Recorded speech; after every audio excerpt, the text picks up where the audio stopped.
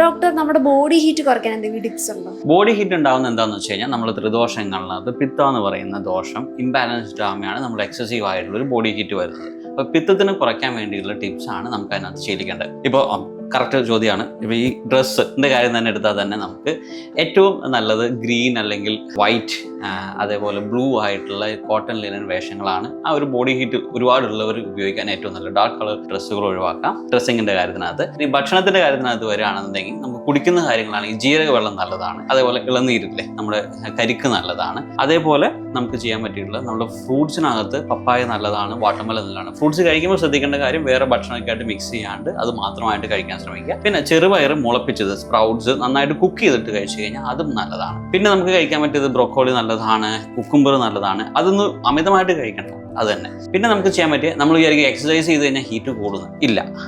Light ആയിട്ടുള്ള exercise ചെയ്ത് കഴിഞ്ഞാൽ ഡെഫിനറ്റ്ലി അത് നല്ലതാണ് ബോഡി ഹീറ്റ് കുറയ്ക്കാൻ വേണ്ടി.